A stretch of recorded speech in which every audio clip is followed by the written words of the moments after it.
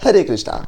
तो क्या आप लोग भी उन्हीं लोगों में से हो जिनको लोग कहते हैं कि तुम लहसुन कांदा खाते हो तो तुम कृष्ण की भक्ति करने के लायक नहीं हो, या फिर तुम लहसुन कांदा खाते हो तो तुम कृष्ण की भक्ति नहीं कर सकते, तुम कृष्ण भक्त कहलाने के लायक नहीं हो, कृष्णा तो लहसुन कांदा खाते नहीं थे और तुम लहसुन कांदा खा रहे हो तो तुम भक्ति में आगे कैसे बढ़ोगे। तो क्या ये सब आप लोगों को भी बोला जाता है? मुझे भी बोला जाता है, मुझे भी एक बहुत लोग बोलते हैं कि तू लहसुन कांदा खाता है तो तू कृष्ण का भक्त कैसे हो सकता है। तो देखो भाई, बहुत सिंपल सी बात है। तुलसी पहनने के बाद माना लहसुन कांदा नहीं खा सकते, बट तुलसी पहनने के बाद लहसुन कांदा कब नहीं खा सकते वो भी सुन लो। तुलसी पहनने के बाद जब आप गुरु दीक्षा ले लेते हो, मतलब जब आप गुरु के अंडर आ जाते हो, तब आपको लहसुन कांदा का त्याग करना है।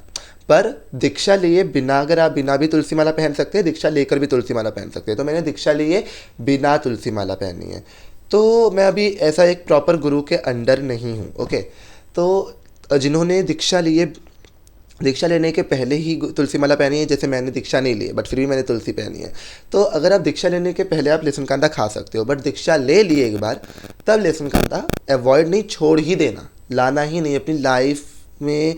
जो अपने खाने का रूटीन है उसमें से लहसुन कांदा को निषेध कर दो। और एक बात, भगवान को लहसुन कांदा का भोग क्यों नहीं लगता वो भी बताता हूँ। देखो, लहसुन कांदा होता है तामसिक। तामसिक मतलब वो तमोगुण को पैदा करता है, जिससे माला जाप और भगवान की पूजा कर पाठ और कीर्तन करना, भगवान में मन लगना, ये सब नहीं हो पाता। मतलब बेसिकली लहसुन कांदा स्पिरिचुअल लाइफ में आगे बढ़ने में, आप स्पिरिचुअल लाइफ में प्रोग्रेस करने से रोकता है। ठीक है, इसे लहसुन कांदा को निषेध किया गया है। इसे खाने से कोई नर्क नहीं चला जाएगा, इसे खाने से कोई नर्क नहीं जाने वाला है। ठीक है, ऐसा नहीं है कि तुम लहसुन कांदा खा लोगे तो तुम नर्क चले जाओगे या भगवान तुम्हारी भक्ति एक्सेप्ट नहीं करेंगे, कहीं नहीं है, ऐसा कहीं लिखा ही नहीं है। मैंने भगवत गीता पढ़ी है, ठीक है, मैंने भगवत गीता पढ़ी, पूरे भगवत गीता में अभी 16वें अध्याय पे हूँ। तो अब तक फर्स्ट अध्याय से लेकर 16वें अध्याय तक मैंने पूरे भगवत गीता में कहीं भी ऐसा कृष्ण को कहते हुए नहीं सुना कि अगर तुम लहसुन कांदा खा रहे हो तो तुम मेरी भक्ति नहीं कर सकते, या फिर तुम लहसुन कांदा खाओगे तो मैं तुम्हारी भक्ति एक्सेप्ट नहीं करूँगा। पूरे भगवत गीता में कृष्ण ने ये कहीं नहीं लिखा है। हाँ, कृष्ण ने ये ज़रूर लिखा है कि अगर जो नॉनवेज खाता है उसकी भक्ति मैं एक्सेप्ट नहीं करता और वो मेरा भक्त कहलाने के लायक नहीं है। लेकिन कृष्ण ने ये नहीं कहा है कि तुम लहसुन कांदा खाओगे तो मैं तुम्हारी भक्ति एक्सेप्ट नहीं करूँगा, क्योंकि कृष्ण तो स्वयं कहते हैं पत्रम पुष्पम फलम तोयम यो में भक्तिया प्रयच्छति। पत्र, पुष्प, फल, तोयम यानी जल। तो पत्र यानी कि सब्जियाँ। अब सब्जियों में सब आ गया। सब्जियों में पत्ता गोभी, फूल गोभी, आलू, टमाटर, प्याज, लहसुन, कड़ी पत्ता सब आ गया। तो पत्र अर्थात सब्जियां। तो पूरी भगवत गीता में कृष्ण ने कहीं ये नहीं लिखा है कि तुम लहसुन कांदा खाओगे तो मैं तुम्हारी भक्ति एक्सेप्ट नहीं करूँगा।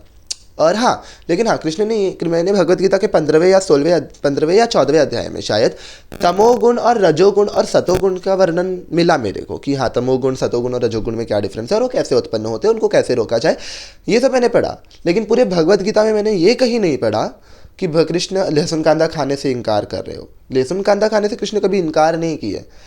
देखो युग, देखो द्वापर युग, त्रेता युग, सतयुग और कलयुग, चारों युगों में भक्ति अलग अलग तरह से की जाती थी।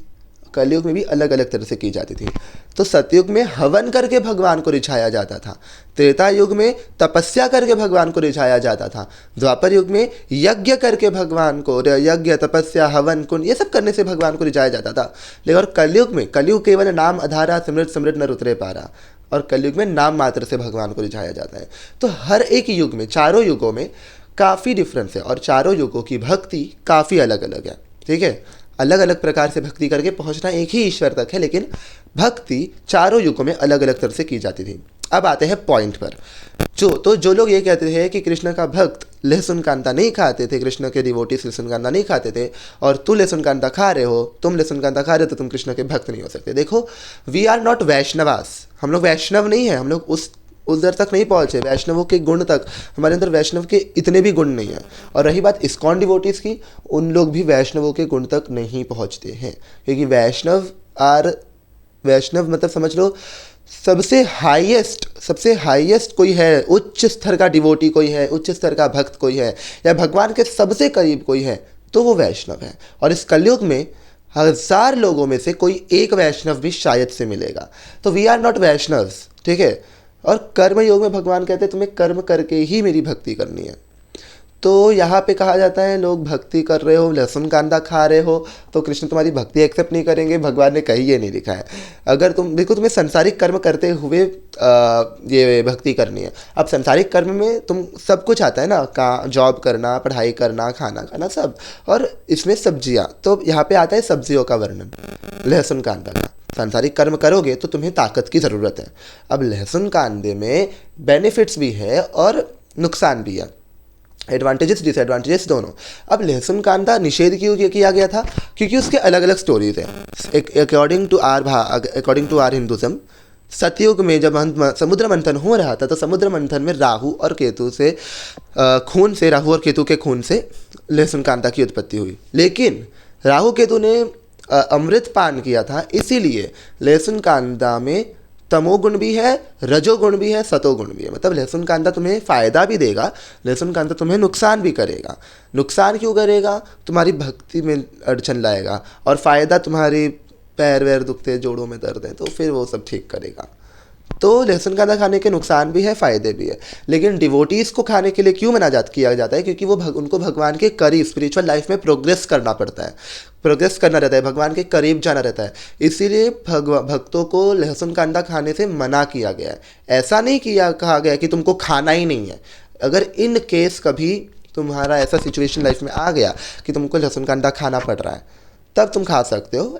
No problem, you are devotee, you are not devotee, उसमें कुछ दिक्कत नहीं है। तो देखो, मैंने मैथिली ठाकुर को वो कहते हुए सुना था, जब मैथिली ठाकुर 17 ईयर्स की थी, 17 साल की, तो 17 साल की उम्र में मैथिली ठाकुर ने गुरु दीक्षा ली थी। तो गुरु दीक्षा लेने के बाद मैथिली ठाकुर ने कहा था अपने गुरु से कि ऐसे कुछ सिचुएशंस आ जाते हैं जिसमें मैथिली दीदी को खाना पड़ता है लहसुन कांदा। जैसे बाहर शोज में जाती है तो चेन ऑप्शन अवेलेबल नहीं रहता, तो फिर लहसुन कांदा खाना पड़ता है। तो वहाँ पे कोई ऐसी सिचुएशन आ जाती है जिसमें तुमको खाना ही पड़ेगा, नो अदर ऑप्शन, तो कोई दिक्कत नहीं है। जहाँ तो देखो, भक्ति सबकी अपनी अपनी, सब लोग अलग अलग भक्ति के स्टेजेस पे हैं, ठीक है, अलग अलग भक्ति कर रहे हैं सब लोग। कोई गोलोक धाम जाएगा, कोई वैकुंठ जाएगा, कोई कहीं जाएगा, कोई ब्रह्मलोक जाएगा, कोई नर्क जाएगा, कोई स्वर्ग जाएगा। तो सबकी अपनी अलग अलग भक्ति चल रही है। तुम कौन होते हो ये बोलने वाले कि तुम कृष्ण के भक्त हो के लहसुन कांदा नहीं खाते? तुम खाते हो, लहसुन कांदा खाओ। और ये ज्ञान भी कौन देता है? लहसुन कांदा नहीं खा सकते कृष्ण का भक्त होकर, ये ज्ञान भी कौन देता है? जो खुद मांसाहार करते हैं। मुझे भी काफ़ी लोग ऐसा बोलते हैं, और दे आर नॉन वेजिटेरियंस। उन लोग खुद नॉन वेजिटेरियंस हैं और उन लोग मुझे बोलते थे, ठीक है। तो लोगों को बोलने, तो लोगों का काम है बोलना। बिंदास खाओ लहसुन कांदा। लहसुन कांदा को निषेध किया गया है क्योंकि वो भक्ति में अड़चन आती है। उसको खाने से तुम नरक नहीं चले जाओगे। और कृष्ण भी कहते हैं, पत्रम पुष्पम फलम तोयो में भक्तिया प्रयच्छति। पत्र में पुष्पम, फल और जल खाओ बिंदास। तो लहसुन कांदा खाने से कोई पाप नहीं लगेगा, लहसुन कांदा से तुम नरक नहीं चले जाओगे, लहसुन कांदा से खाने से कुछ नहीं होएगा। बस बात इतनी सी है कि लहसुन कांदा भक्ति की लाइफ में, डिवोशन लाइफ में, स्पिरिचुअल लाइफ में बहुत ज़्यादा अड़चने लाता है, भगवान तक पहुंचने में दिक्कतें देता है लहसुन कांदा।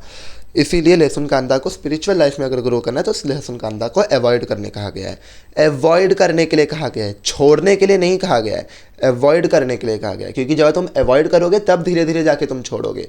इसीलिए भक्ति की लाइफ में लहसुन कांदा को अवॉइड करने के लिए कहा गया है हमारे गुरुजनों ने।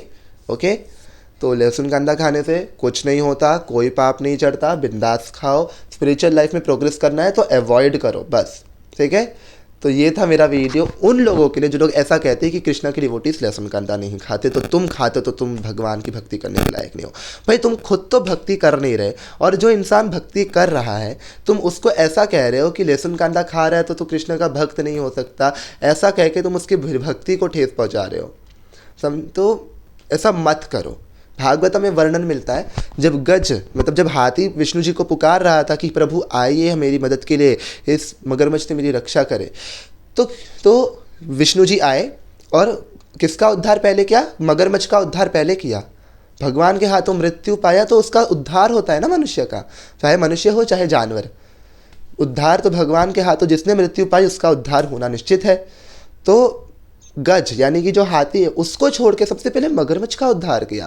तो देखो स्टोरी कुछ इस प्रकार है कि जब हाथी भगवान को बुला रहा था कि प्रभु आइए मेरी मदद के लिए आइए, मुझे इस मगरमच्छ से बचाइए, मेरे प्राण ले लेगा, तो जब विष्णु जी आए, श्री हरि आए, और जब मगरमच्छ का गला काटा सुदर्शन चक्र से, और जब वो वापस वैकुंठ को गए तो नारद मुनि ने उनसे पूछा कि प्रभु आपका सबसे बड़ा भक्त तो वो हाथी था और आपने सबसे पहले उद्धार मगरमच्छ का कर दिया, ऐसा कैसे कर सकते हो प्रभु आप? तो प्रभु श्री हरि ने कहा कि जो मेरे भक्त हैं उनका उद्धार तो निश्चित ही है, लेकिन जो मेरे भक्तों के चरण यानी वैष्णवों के चरण पकड़ लेता है उनका उद्धार मेरे भक्तों से पहले हो जाता है।